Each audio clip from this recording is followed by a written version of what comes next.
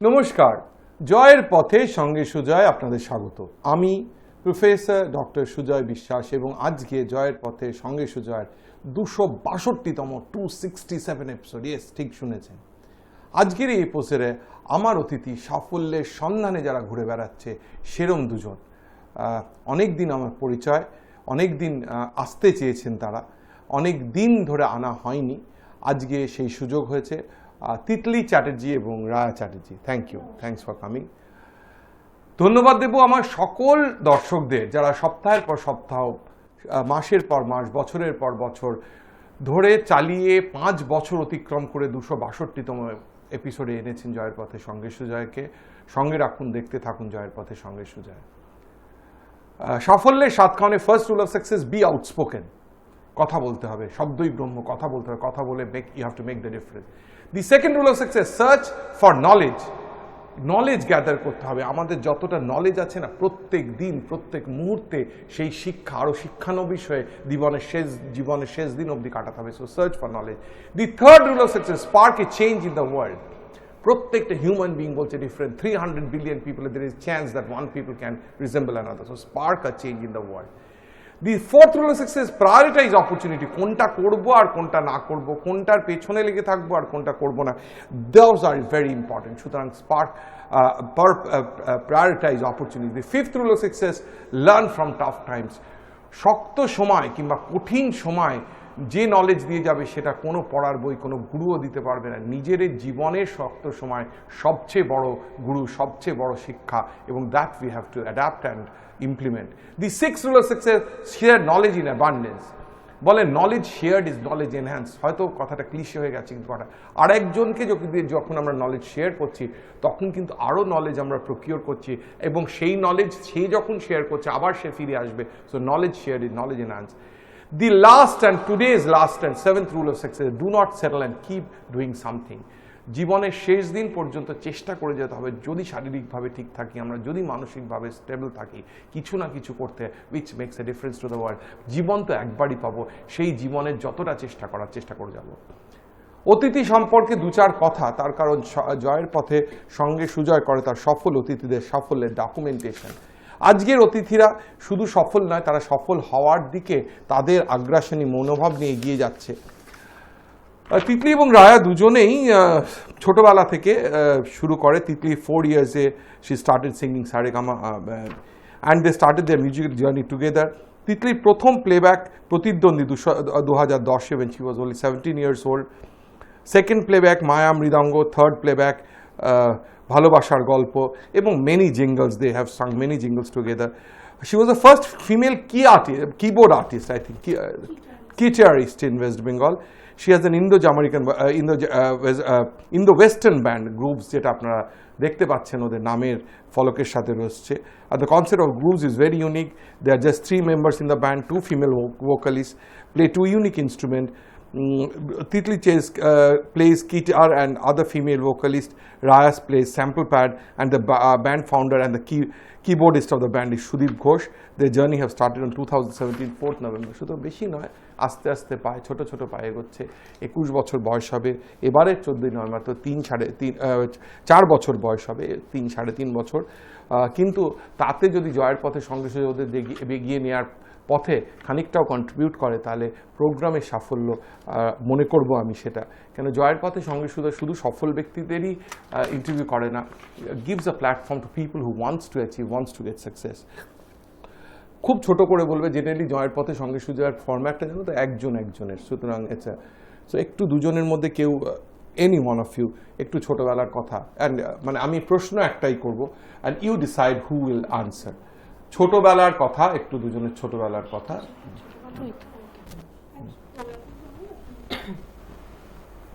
মানে ছোটবেলা আমাদের ব্যান্ডের সঙ্গে বড় হয়ে ওঠা। ছোটবেলায় বড় হয়ে ওঠা বলতে স্বপ্ন তো ছিল যে কিছু একটা করব জীবনে। আমি ছোটবেলায় শুরু করি নাচ দিয়ে, 4 বছর বয়স থেকে আমি ডান্স করি। তো প্রচুর শোজ করেছি, প্রচুর জায়গায় পারফর্ম করেছি। গণেশ আচার্য ডান্স একাডেমিতে 12 বছর শিখেছি। তো তারপর যখন আমি নাচের স্কুল মানে ইনস্টিটিউশন খোলার কথা ভাবি, তো প্রথম দিকে আমার শারীরিকভাবে কোনো কষ্ট ছিল না, তো আপনি যেটা কিছুক্ষণ আগে বললেন যে শারীরিকভাবে সুস্থতা, মানসিকভাবে সুস্থতাটাও সবার আগে দরকার এগিয়ে যাওয়ার জন্য।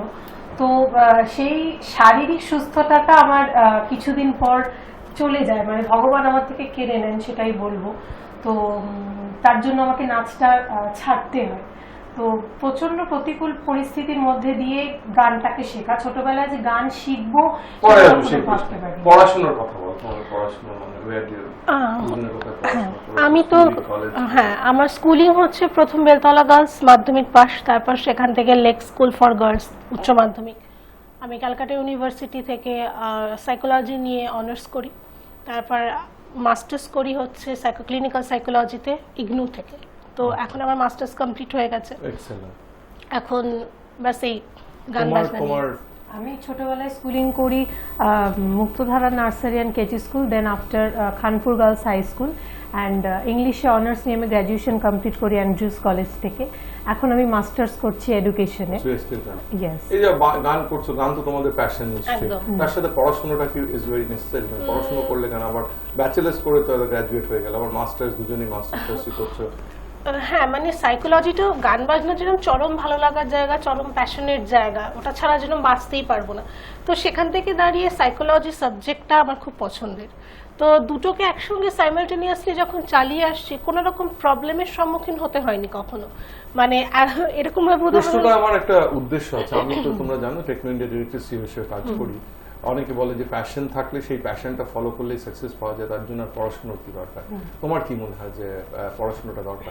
অবশ্যই পড়াশোনাটা দরকার, তার কারণ এই যে গানের ক্ষেত্রে আমরা যে মনে রাখছি বা একটা কিছুকে মুখস্থ করছি, অ্যাডাপ্ট করছি, সবকিছুই, বা আমি যখন ক্যামেরার সামনে বা স্টেজে উঠে দর্শকের সামনে দুটো কথা বলছি, সেজন্য আমার শিক্ষাটারই সবার আগে দরকার। তো আমরা অন্তত মনে করি যে গান বাজনা বা প্যাশন যার যেটা, তার সাথে সাথে অবশ্যই পড়াশোনাটা তোমরা মনে করো যে holistic development of a individual, সে যে আর্ট ফর্মই হোক, করার জন্য বেসিক এডুকেশনটা দরকার। এই যে বেসিক এডুকেশন কি তোমাদের কোনো ডিসিপ্লিন দিয়েছে যেটা গানেও তোমাদের হেল্প করছে? হ্যাঁ, নিশ্চয়ই। আমরা ছোট থেকে যেমন পড়াশোনা শিখতে গেলে, স্কুলিং করতে গেলে সেখানে একটা ডিসিপ্লিন কাজ করে, সকালে ওঠা, এই সময় খাওয়া, এই সময় করা। তো গানের ক্ষেত্রেও তাই, সকালে এই সময় উঠে প্র্যাকটিস করা, ওইভাবে প্র্যাকটিস করা, একটা ডিসিপ্লিনের মধ্যে দিয়ে গান বাজনাটাও তো চলবে না। তো অবশ্যই এটা আমরা বেসিক এডুকেশন থেকেই পেয়েছি, টাইম জ্ঞানটা। গানের ভূত কবে মাথায় ঢুকলো? আমরা ভূত বলি, তার কারণ হচ্ছে মধ্যবিত্ত বাঙালি পরিবারে তো পড়াশোনা করে চাকরি করবে, বিয়ে করবে, এরকম অনেক মেয়েদের ক্ষেত্রে বিয়ে আগে আসে, ছেলেদের এখন আর ছেলে মেয়ের কোনো ডিফারেন্স নেই, কিংবা চাকরি করবে মানে সেটা গানের ভূত যেরকম করে একটা ব্যান্ড মানে ব্যান্ডের কথা পরে যাও, আগে গানের ভূতটা, আগে তো গান, তারপর তো মানে আমি তো যেহেতু 4 বছর বয়স থেকে গান শিখি, তখন ঠিক মতো সেন্সও হয়নি। যখন থেকে সেন্স হওয়া শুরু করলো, তখনই মানে আমি কিছু করলে জীবনে গান নিয়েই করবো। দ্যাট ওয়াজ ইনসাইট, মানে দ্যাট ওয়াজ কি কোনো ফ্যামিলি ব্যাকগ্রাউন্ড ছিল? হ্যাঁ, আমার মামা গান গাইতেন। মামার কোলে বসিয়ে 4 বছর বয়সে আমার সারেগামা পাধানিসা বাজানো। আমার মা গান গাইতেন, আমার দিদা। তো ক্লাসিক্যাল গান গেয়েছো নাকি? না ক্লাসিক্যাল মানে ট্রেনিং থেকে সে ক্লাসিক্যাল? না, আগে ক্লাসিক্যাল অবভিয়াসলি, তারপর ওয়েস্টার্ন, তারপর সব রকম লাইট মিউজিক। শুভদীপ মুখার্জির কাছে আমি শিখছি, আমরা দুজনেই। একটা দর্শকদের বলবো, আমরা কিন্তু দেখেছি ফসিলস, দেখেছি ভূমি, দেখেছি আরো অনেক ব্যান্ড আমরা দেখেছি, কিন্তু মেয়েদের ব্যান্ড কিন্তু হঠাৎ ব্যান্ড কনসেপ্টটা কেন? গান তো এমনিও করতে পারতে। ও ভালো বলতে পারবে কনসেপ্টটা বলতে আমার কোনো রকম মানে ছিলই না ইচ্ছা যে আমি গান নিয়ে এগোবো। সত্যি কথা বলতে আমি ছোট থেকে নাচ করি, যেটা বললাম। তো কিছু সময় এমন বাধা আসে আমার লাইফে যে আমি দিক বিদিক জ্ঞান শূন্য হয়ে পড়ি, যে কোন দিকে যাব, কি করব। আমাকে তো এই রাস্তাটা বন্ধ করে দিল ঈশ্বর, নাচটা তো নিয়ে এখন আমি এগোতে পারবো না। তো দিদি তো ছোট থেকেই গান করে। তো মা আর আমি একদিন বললাম দিদিকে যে তাহলে আমরা দুজন মিলে করি এবার গানটা যে ছোট থেকে জানতাম না সেটা নয়, গানটা জানতাম, শিখতাম। তো তারপরেই মনে হয় যে দুজন মিলে একসাথে কিছু করি। তো সেই সময় আমাদের মানে দিদি যে শো করতো আগে থেকে, তো সুদীপ দা যিনি আরেকজন আছেন আমাদের গ্রুপস ব্যান্ডে ফাউন্ডার যিনি, তো তার সাথে আমাদের ভালোই সম্পর্ক ছিল। তো আমরা তিনজন মিলে মনে করি যে তাহলে এবার একটা একসাথে কিছু করা যায় আর ইউনিক কিছু করা যায়। গান সবাই তোমরা ছাড়া কি কলকাতার কোনো মেয়েদের এরকম ব্যান্ড আছে যারা মেয়ে লিড গিটারিস্ট মেয়ে? না আমরা মানে আমাদেরও ব্যান্ড নেই আমাদের লোপাদি তো প্রায় ব্যান্ডের মতনই গায় আর কি, কিন্তু আমরা যে ভেটারান, কিন্তু যেরকম যে ধরনের দুটো ইনস্ট্রুমেন্ট যে আমরা বাজাচ্ছি, স্যাম্পল প্যাড বাজাচ্ছি, আমি গিটার বাজাচ্ছি ফার্স্ট। গিটারটা মানে কি? গিটারিস্ট বলেছো, গিটারিস্ট গিটার, হ্যাঁ গিটার হচ্ছে এমন একটা মানে পাশ্চাত্য সঙ্গীতের যন্ত্র বলতে পারি আমরা, যেটা গিটার আর কিবোর্ডের কাজ, দুটোর কাজ একটা ইনস্ট্রুমেন্টে হয়। হঠাৎ গিটারিস্ট হওয়ার গিটারও না কিবোর্ডও না? না আসলে আমি কিবোর্ডটা ছোট থেকেই শিখি, ছোট থেকে মানে যত থেকে ব্যান্ড স্টার্ট হয়েছে তার কিছুদিন আগে থেকে সুদীপদার কাছে আমি কিবোর্ড শিখি।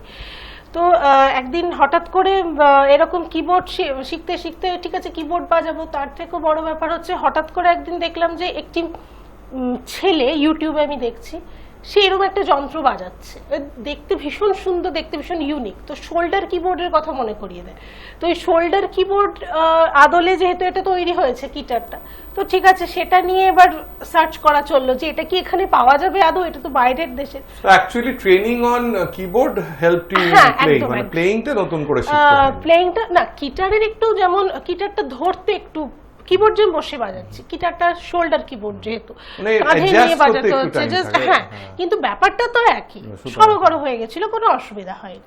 এত বেশি দিন হয়নি, অনেক দিন ধরে গান শিখছো, পারফর্ম করছো, কিন্তু গ্রুভস ব্যান্ড করেছো আমি যা দেখলাম 3.5 বছর, এই নভেম্বরে 4 বছর হবে। How was the journey? Was it painful? Was it with challenges or it was a happy journey? ভীষণ চ্যালেঞ্জিং, একটু হ্যাপি জার্নি না, ভীষণ চ্যালেঞ্জিং, ভীষণ পেইনফুল। কখনো কখনো এগিয়ে চলেছি, বাস এতটুকু যে আমরা এগিয়ে যাব, আমাদের এগিয়ে যেতে হবে। অনেক রকম কটূক্তি, অনেক রকম যা হয় যেরকম ভাবে এগিয়ে আমরা চলছি, তার মধ্যে একটু হ্যাপি, হ্যাঁ কিছু কিছু মোমেন্ট ভীষণ হ্যাপি এসেছে, কিন্তু তাই বলে সব পুরো জার্নিটাই যে হ্যাপি তা না। আমার প্রশ্নটার কারণই তাই ছিল, তার কারণ লোকে তো ফ্রন্ট ফেসটাই দেখে, মানে হ্যাপি মোমেন্টসই দেখে। আমরা তো কখনো কোনো সোশ্যাল মিডিয়ায় কিংবা ছবিতে কান্নার ছবি দিয়ে কখনো দিই না। তার কিন্তু I want to establish to the student, জানো প্রত্যেকটা সাফল্যের পেছনে প্রচুর পরিশ্রম আছে, প্রচুর অশ্রু আছে, প্রচুর ঘাম ঝরানো আছে। আজকে কিন্তু সেই ভেবেই যখন তিতলি আমাকে বলতে শুরু করলো যে সুজাদা আমাকে কবে আসবেন, সো আই ওয়াজ থিঙ্কিং যে আমার জয়ের পথের সঙ্গে সুজা যেরকম প্রোফাইলের লোকজন এসছে, do they match with them? Then I thought that if my platform, আমার প্ল্যাটফর্ম যদি স্ট্রাগলিং আর্টিস্টদের একটা প্ল্যাটফর্ম দিতে পারে এবং তাতে তাদের যদি কোনো লাভ হয়, দেন আমার ঈশ্বরের কাছে আমি তো কৃতজ্ঞ থাকবো। এবার চলে এসেছি একদম প্রথমার্ধের শেষে চলে এসেছি, আমার একটা ম্যান্ডেটরি প্রশ্ন থাকে। আমি বলি মোমেন্টস মেক আ লাইফ, মুহূর্তই জীবন তৈরি করে। না বিল গেটস, না স্টিভ জবস তো চলেই গেছে, না মুকেশ আম্বানি কিংবা any one existent, Elon Musk, কেউ টাকা এত তো তাদের billions and billions of dollars আছে, মুহূর্ত কিনে নিতে পারবে না, পিছনের মুহূর্ত কিনে নিতে পারবে না। তোমাদের জীবনের অনেকটা পথ যাওয়া বাকি, কিন্তু আশীর্বাদ করবো, প্রে করবো, প্রার্থনা করবো আরো অনেক দূর যাও, কিন্তু টিল ডেট কোনো moments that you would like to cherish for the rest of your life? মানে এখন মানে ব্যান্ড করতে গিয়ে নাকি any moment which you would like to cherish, not band হলো ব্যান্ডের, যদি না হলে পার্সোনাল হলে পার্সোনাল। অ্যাকচুয়ালি ছোটবেলায় আমাদের বড় হওয়া ছোটবেলায় আমি একটা মুহূর্ত খুব মনে পড়ছে আমার। আর্থিক দিক দিয়ে খুবই সমস্যায় গেছিলাম, খুবই সমস্যা, মানে এমনও দিন গেছে হয়তো একটা দিন খাবার জোটাতে পারিনি। তো গানটাকে যেহেতু এতটাই ভালোবাসি, সেই জন্য আমার মনে পড়ছে এই মুহূর্তে দাঁড়িয়ে যে আমরা যেখানে ভাড়া থাকতাম, আমাদের বাড়ির ঠিক পাশের বাড়িতে তারা নতুন ডিভিডি মেশিন কিনলো বলে একটা ভাঙা টেপকে ফেলে দিল, আর তার সঙ্গে কিছু রিল জড়ানো ক্যাসেটকে তারা ফেলে দিল। তো আমি সেটা দেখেছি এবং দেখে আমি সেটাই টার্গেট করেছিলাম যে ওনারা কখন ঘুমোবেন। আমার যেহেতু ঘরে মিউজিক শোনার মতো কিছু ছিল না, এবং ছোটবেলায় যেহেতু হারমোনিয়ামটা, মাদুরের কাঠিগুলোকে হারমোনিয়াম রিড হিসেবে করে ভেবে করতাম। তো যাই হোক, এবার যখন ওনারা ফেলে দিলেন, আর তখন দুপুর 3-4 নাগাদ আমি বাইরে গিয়ে দেখলাম কেউ কোথাও নেই। আমি ওদের বাড়ির পিছনে গিয়ে ওই ভাঙা টেপটা আর ক্যাসেটগুলো কুড়িয়ে আনলাম, কুড়িয়ে এনে ওকে দিলাম। ও বসে বসে রিলগুলো ছাড়াতে থাকলো পেন্সিল ঢুকিয়ে, আর আমি টেপটাকে ঠিকঠাক করলাম, দেখলাম যাতে চলে কি চলে। দেখলাম টেপটা চলছে, একটা আওয়াজ হয় না টেপ চালালে, সেই আওয়াজটা হচ্ছে। তো দেখলাম টেপটা ঠিক আছে, ছোট টেপ। তারপরে ওই 1-2 ক্যাসেটকে রিল ছাড়িয়ে ওগুলো নিয়ে আমি টেপ টেপ রেকর্ডারে চালাতাম। এবার গান অতটা মানে হয়তো একটা ক্যাসেটের যে গানটা আছে পুরোটা চলছে না, যেহেতু রিলটা ওরকম হয়ে গেছে। কিছুটা রিল বাদ দিয়ে, কিছুটা রিল কেটে, কিছুটা গুটিয়ে টেপের মধ্যে দিয়ে রেডিও চালালাম। রেডিওতে যখন গান হচ্ছে, সেই রেডিওতে গানের সময় বাটনটা টিপে দিলাম, রেকর্ডিং বাটনটা, তখন রেডিও থেকে গানগুলো রেকর্ড হয়ে ক্যাসেটে উঠলো, সেখান থেকে গান শোনা। এক্সেলেন্ট, ভীষণ টাচিং। তোমারও মনে হয়? এবার হ্যাঁ, আমি যখন মাদুরের কাঠি বাজিয়ে গান গাইছি, তখন ওর ছোট থেকে একটা রিদিমের প্রতি আছে, সেটা না, হ্যাঁ তালটা ছিল, তালটা ছিল। তো দিদি যেটা বলছিল যে গান শিখতে পারার কোনো সুযোগ ছিল না, তো আমি কি করতাম, দিদি যেরকম মাদুরের কাঠিতে হারমোনিয়ামে রিড মনে করে বাজাতো আর কি, আমি কি করতাম খালি জলের বালতিতে এরকম নিজে নিজে তাল দিয়ে ওটা নিয়েই নাচতাম, নিজে নিজে তাল দিয়ে গান করতাম। এরকম জানেন তো, কোনো বাধাই বাধা নয়। If you want to achieve it, you will achieve it. Just keep on searching, keep on pursuing your passion and সাফল্য তোমার। একটু ছোট্ট গল্প বলবো, চলেছে প্রথমার্ধের একদম শেষে প্রথামত গল্প বলবো। আজ এই গল্পটা পড়বো, পড়তে ইচ্ছে হচ্ছে খুব। বলছে stop wasting your time complaining. সব বন্ধ করে দাও, খালি খালি নেগেটিভ কথা বলা বন্ধ করে দাও, কমপ্লেন করা বলতো না। বলছে people visit a wise man complaining about the same problem over and over again. লোকের একটা উইজডম উইথ আ পারসন, অনেক নলেজ আর একটা লোকের কাছে যেত এবং গিয়ে বলতো যে কমপ্লেন করতো, আমার জীবনে এই নেই, ওই নেই, আমার এটা খারাপ হচ্ছে, ওটা করে হচ্ছে। One day he decided to tell them a joke and they all laughed with huge laughter, gave a huge laughter. ভীষণ হেসে উঠলো সবাই মিলে। After a few minutes he told them the same joke, only a few of them smiled. ভদ্রলোক প্রথমে একটা মজার গল্প বললেন, সেটাতে সবাই প্রচন্ড হাসলো। সেকেন্ড বার সেই গল্প বললেন, সবাই আবার বেশ ততটা হলো। থার্ড বার যখন বললেন একটু কম হাসলো, ফোর্থ বার যখন আরেকটু কম হলো, ফিফথ বার আর হাসলোই না। The wise man smiled and said, সেই যে বিচক্ষণ ব্যক্তি, সেই যে ব্যক্তি অভিজ্ঞতা বললেন, you can't laugh at the same joke over and over. তোমরা সেম জোকে বারবার হাসতে পারছো না। আমি একই জোক বলছি, সেই জোকটায় ফার্স্ট বার যেতেছিলে, সিক্সথ বার হাসলেই না। So why are you always crying about the same problem? Don't cry about the same problem time and time again. সময় চলে যাবে, হাসি কান্না একটাই জীবন, দেখো come back. Trust me, it's like crest and trough. একবার উঠবে, একবার নেমে যাবে, একবার উঠবে, সেরকম করে জীবন। কারো জীবন, বিশ্বাস করুন, I have more than 50 years, I'm struggling, এবং সব সময় যুদ্ধ আছে, যুদ্ধ জয় আছে, পরাজয় অ্যাকসেপ্ট দ্যাট অ্যান্ড গো। বাস্তবের সাথে সংঘর্ষ করে চলা দুই বোন, তিতলি চ্যাটার্জি এবং রায়া চ্যাটার্জি, গ্রুভস ব্যান্ডের লিড সিঙ্গার। তোমাদের পার্সোনাল লাইফ যদি একটু বলো, একটু বলেছো বাবা মায়ের কথা যদি বলো, because it helps to create. এখানে তোমাদের যারা সোশ্যাল মিডিয়া থেকে দেখে দেখে যারা চিনছে, আজকেও যারা চিনবে, বেসিক্যালি তো সিঙ্গার হিসেবেই চিনবে, একটু পার্সোনাল বাবা মা, দুই বোন তো আমরা দেখতেই পাচ্ছি, শুধু এটা একটু যদি যে কেউ একজন যদি বলো। বাবা যেরকম, বাবা আমাদের সিভিল ইঞ্জিনিয়ার আর মা হাউসওয়াইফ। বাবাও সাপোর্ট করেছেন ছোট থেকে খুবই, তবে মায়ের সাপোর্টটা একদম আলাদা। মানে পুরো দুনিয়া একদিকে, মায়ের সাপোর্ট একদিকে আমাদের জন্য। তো বাবা কিছু সময় হয়তো, বাবা নিজের ফার্ম রয়েছে, নিজের বিজনেস রয়েছে, উনি সিভিল ইঞ্জিনিয়ার। বাবা সাপোর্ট করেছেন, একদমই করেননি সেটা বলবো না, তবে সেইভাবে যে মন থেকে তিনি চাইতেন যে আমরা একদম মিডিয়া জগতে আসি, সেটা নয়। তো উনি চাইতেন যেরকম চাকরি বাকরি করে সাধারণ যেভাবে হয় সেভাবে চলি। তবে আমাদের প্রথম থেকেই স্বপ্ন ছিল যে মিডিয়াতে যা কিছু করার তা করব। তো একটু এক্সপোজার পাওয়া, প্রোফাইলিং করা, মানে আমরা মানে মমনাম হোক, আমরা যাতে কিছু করতে পারি, হ্যাঁ আমাদের যাতে লোকে ভালোবাসে, আমাদের কাজ ভালোবাসে। কোন হবিজ দুজনের আছে? কোন হবিজ ইউ পারসিউ? আমার গান ছাড়া না, আমার গান ছাড়া যা আছে সবটাই। আমার তো গান এখন এবং প্রথম থেকে ছিল ডান্সটাই, তবে আমি যেটা আগেও বলেছি ডান্সটা আমি এখন আর করি না। তো এখন পুরোপুরি আমার ছোটখাটো জগৎ, ছোটখাটো না পুরো জগৎটাই এখন গান আর ওই স্যাম্পল প্যাড যেটা বাজাই। স্যাম্পল প্যাড আমি আগে কখনো বাজাইনি, তো এটা আমার কাছে নতুন, একদম নতুন, তো ভীষণ চ্যালেঞ্জিং। তো সুদীপ দা আমাকে প্রতি মুহূর্তে গাইড করেন, আমাদের যিনি ব্যান্ডের ফাউন্ডার রয়েছেন।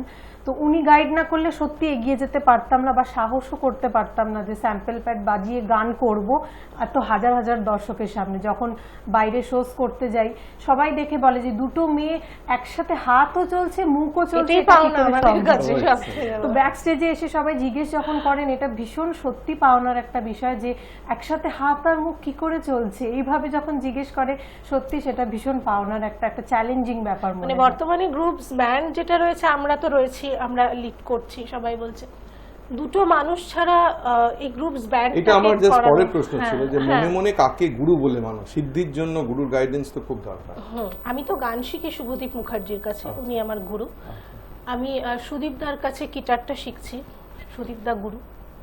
এবং আমার সব থেকে মানে মা ছাড়া এবার এটাই বলতে চাইছি যে গ্রুপস ব্যান্ডটা যে আজকে যদি 5 জন মানুষও চিনে থাকে, তাহলে অন্তত এর পিছনে যে অবদান যে দুটো মানুষের, সামনে থেকে হোক পিছন থেকে হোক, আমার মা আর সুদীপদা, একদম তাই।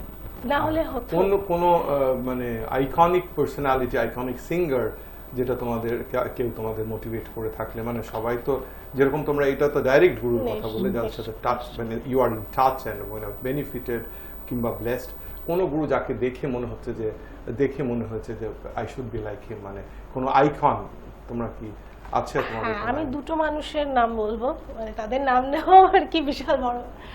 একটা হচ্ছে আমাদের পাশ্চাত্য জগতের ম্যাডোনা এবং আমাদের ভারতবর্ষের সঙ্গীত জগতের আশা ভোসলে।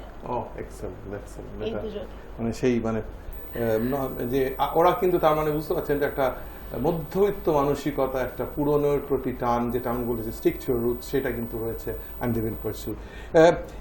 আস্তে আস্তে কথা বলতে বলতে তো অনেক চলে আসছে যে, এবং তোমরা সবে শুরু করেছো, অনেক কিছু সাফল্য পেয়েছো, অনেক সাফল্য। Where do you see 5 years from now? মানে তার কারণ হচ্ছে, এটা কিন্তু আমার দর্শকদের উপর, আমার প্রশ্ন না, যে যারা গান পারসিউ করছে, এবং তোমরা দুজনে পারসিউ করছো, একা পারসিউ করলে একরকম, আমি দুজনে পারসিউ করছো, আগামী দিনে তোমরা definitely will have a family life and all. So how do you plan to stick together and pursue your dreams 5 years from now? 5 বছর বাদে কি খোঁজো, দুজনে কি করে কি করেছো? মানে have you planned or you will take life as it comes? না, এখন সেভাবে কোনো প্ল্যান করিনি, সত্যি বলছি। এখন যেভাবে আমাদের মানে আমরা ভীষণ ঈশ্বরে বিশ্বাসী, তো ঈশ্বর যেভাবে লাইফ ফ্লোয়ে নিয়ে যাচ্ছেন, go with the flow। Yeah. শুধু ভালো কাজ করে যেতে চাই, শুধু মানুষের মনে জায়গা করে দিতে চাই। আর আমরা চেষ্টা করি সবসময় কিছু ইউনিক কনসেপ্ট নিয়ে কাজ করা, মানে যেটা যেরকম করেনি রিসেন্টলি কোভিড নিয়ে, করোনা নিয়ে আমাদের একটা গান রিলিজ হয়েছে। ভালো প্রশ্ন, যে করোনার সময় এই যে স্টেজ পারফরম্যান্স তো একদম বন্ধ ছিল। একদম বন্ধ। So how did you suffer? মানে ডিড ইউ সাফার? ভীষণ কষ্ট হচ্ছিল, ওটা তো একটা অক্সিজেনের মতো, তো অক্সিজেন ছাড়া তো মানুষ বাঁচতে পারে না, কিছু করার নেই, পরিস্থিতির সঙ্গে মানিয়ে নিতে হবে। তখন যা হচ্ছিল সবটাই অনলাইন, সবটাই লাইভ হচ্ছে, সবটাই ভার্চুয়ালি। আমরা ভার্চুয়ালি কনসার্ট করলাম। আমরা সেই ভার্চুয়াল কনসার্ট কি অফলাইন কনসার্টের মতন জমে না, সেটা হাততালির আওয়াজটা কানে না হাততালি, শুনতে হ্যাঁ, পেলে সেটাই, মনটা যেন ভরে না। সেটাই। তবুও যতটা করতে একদম, হ্যাঁ, করতে হবে কিছু, একদম। আমার একটা ম্যান্ডেটরি প্রশ্ন থাকে, যখন আমি 5 বছর আগে, মোর দেন 5 years, 5 years 1 week or 10 days হয়ে গেল, 2 জুলাই 2016 শুরু করেছিলাম। আমি বলেছিলাম যে আমি হতে চাই সোনার বাংলা গড়ার একজন কারিগর। I want to be a soldier in making সোনার বাংলা। সোনার তো কিছু হয় না, সোনার ছেলে, সোনার মেয়ে, সোনার। তোমার কি মনে হচ্ছে, তোমাদের কি মনে হয়, because you are performing last 4 years at least, আর এতদিন তো বাংলাতেই আছো, বাংলা সোনার বাংলা গড়ার দিকে ঠিকভাবে এগোচ্ছে? তোমাদের ঠিক এটা প্রশ্ন করা আমার উচিত নয়, কিন্তু at the same time I want to take a feedback from different stratas of the society. অনেক বিশিষ্ট জন এখানে এসছেন, সাংবাদিক এসছেন, পুলিশের লোক এসছেন, IAS অফিসার, IPS অফিসার এসছেন। তোমাদের থেকেও আমি জানতে চাই, how do feel, how a common man feels? হ্যাঁ, সোনার বাংলা হওয়ার দিকে এগোচ্ছে নিশ্চয়ই, কিন্তু আরো অনেক কিছু রয়েছে যেগুলোকে আরো একদম শক্ত হাতে হাল ধরতে হবে, তবে সেটা পুরোপুরি ফুলফিল হবে। তবে মানে আমার পার্সোনাল ভিউ, আমি জানি না ও কি বলবে, আমার পার্সোনাল ভিউ যে সময় লাগছে, সময় আরো লাগবে, কিন্তু একটা সময় গিয়ে মনে হয় আমরা আমাদের সোনার বাংলাকে গড়তে পারবো। তোমার কি মনে হয়? একদম, আমারও তাই মনে হয়। মানে থেমে থাকলে তো হবে না, অনেক বাধা অনেক প্রতিকূলতা আসবে, তবে এগিয়ে যেতে হবে এবং এক না একদিন সেই পথে এগিয়ে গিয়েই জয়টা আমরা পাবো, সোনার বাংলা মনে পাবো। রাখবেন প্রত্যেকদিন যা বলি, এবার আজকেও সেটা বলবো, সোনার বাংলা কোনো রাজনৈতিক নেতা নেত্রী রাজনৈতিক দল করবে না, সোনার বাংলা করবে আমার আপনার মতন সব সোনার মানুষ, কলকাতার মানুষ, পশ্চিমবঙ্গের মানুষ, বাংলাদেশের মানুষ, সারা বিশ্বের বাঙালি সোনার বাংলা করবে। চেয়ে থাকবো সেই পথের দিকে। আমার শেষ প্রশ্ন, লাস্ট প্রশ্ন, তুমি যদি আমার এপিসোডসগুলো দেখো, নিশ্চয়ই দেখেছো, প্রত্যেক দিন আমি 7 রুলস অফ সাকসেস বলি, কোনোদিন একই জিনিস বলি না। Different combinations of different individual, আমার না, মনীষীদের নেওয়া নানান কথা কোলেট করে করা হয়। তোমাদের কাছে you are still seeking for success, but till date whatever success you have got, তোমাদের মনে হয় কি তার ফর্মুলাস কি? 1 2 3 করে দুজনে যদি দুটো কি তিনটে বলতে পারো। আমার মনে হয় প্রথমে নিজের লক্ষ্যটাকে স্থির রাখতে হবে, আর দ্বিতীয়ত আমি এটা করবই এই মেন্টালিটিটা রাখতে হবে। জেদটা রাখতেই হবে, তোমার জেদটা রাখতেই হবে, লক্ষ্য স্থির রাখতে হবে। আমার যাই হয়ে যাক আমি এক লক্ষ্যে থাকবো, এবং যতক্ষণ না আমি সেই লক্ষ্যে, এটা বিবেকানন্দের বাণী, যতক্ষণ না নিজের লক্ষ্যে পৌঁছচ্ছ ততক্ষণ অব্দি ঘুমিও না, জেগে থাকো। সুতরাং সবার জন্য বলছি, আজকে ওরা বলে গেল খুব ইম্পর্টেন্ট কথা বলে, একটু ডিফারেন্ট ভাবে বললো, কিন্তু যেহেতু ওরা স্ট্রাগল করছে, ওদের কথাটা খুব ইম্পর্টেন্ট, যে লক্ষ্যে স্থির থাকতে হবে। লক্ষ্যে স্থির থাকলে কাল কিংবা পরশু পৌঁছাবো, হোঁচট খাবো, রাস্তায় পায়ে কাঁটা ফুটবে, কিন্তু সেই কাঁটা বার করে, সেই রক্ত বার করে দিয়ে গিয়ে চলতে হবে। চলে এসেছি একদম প্রোগ্রামের শেষে। ধন্যবাদ দেবার পালা। ধন্যবাদ দেবো দিব্যেন্দু শেখর লাহিড়ী, আশা কমিউনিকেশন, সুজয় সাহা স্যাটলিং advertising, Sharmistha Das canvas communication, Abhijit Mitra portray advertising, Gautam Pal information advertising, Numi Mehta Selvel advertising, Keshto Shah Karukriti advertising, hoarding posters banners দিয়ে একসময় জয়ের পথের সঙ্গে সুজয়কে সারা রাস্তায় প্রেজেন্স দিয়েছিল, এবং জয়ের পথের সঙ্গে হয়ে উঠেছে এক মুখে মুখে চলা নাম। ধন্যবাদ ও সুদীপ কুমার কুন্ডু এবং সুশোভন কুন্ডু, ফাউন্ডার ডিরেক্টর্স ও রেজনোভে গ্রুপ, ওরা আমার সোশ্যাল মিডিয়া মার্কেটিং এর চার্জে রয়েছে। ধন্যবাদ দেবো দেব সেন ক্রিয়েটিভকে। দেব সেন ক্রিয়েটিভ আমার মোটিভেশনাল ভিডিওস প্রমোট করছে, কন্টেন্ট থেকে শুরু করে প্রোডাকশন অব্দি দেব সেন করছে। এবং last but not the least দেবো সেবাব্রত স্কুল অফ নার্সিং, যারা আমাদের ব্রট টু ইউ বাই বলি সেবাব্রত স্কুল অফ নার্সিং। তাছাড়াও আমাদের engineering company VNP engineering education and management LLC আমাদের সাথে রয়েছেন। সবাইকে অসংখ্য ধন্যবাদ, আপনাদের জন্যই সম্ভব হয়েছে এটা করা। চলে যাওয়ার আগে বলে যাব, প্রত্যেক দিনের মতন একটা শায়রি, একটা মোটিভেশনাল শায়রি। আজকে শায়রিটা বড়, তাই জন্য মুখস্থ করতে পারিনি, আপনাদের সাথে পড়ে শোনাবো, মনে হয় ভালো লাগবে। ये सुख तो कहाँ मिलता है, क्या तेरा कोई पक्का पता है, क्या बंठन है अनजाना, आखिर क्या है तेरा ठिकाना, कहाँ कहाँ ढूंढा तुझको पर तू न कहीं मिला मुझको, तू न कहीं मिला मुझको, ढूंढा ऊंचे मकानों में, बड़ी बड़ी दुकानों में, स्वादिष्ट पकवाने में, चोटी के धनवानों में, वो भी तुझको ही ढूंढ रहा था, बल्कि मुझको भी पूछ रहा था, क्या आपकी कुछ पता है, ये सुख आखिर कहाँ रहता है, ये सुख आखिर क्या कहाँ रहता है, ये सुख आखिर क्या रहता है। খুঁজতে খুঁজতে হয়তো পেয়ে যাবো সুখের ঠিকানা। মনে রাখবেন, দেখতে থাকবেন জয়ের পথের সঙ্গে সুজয়।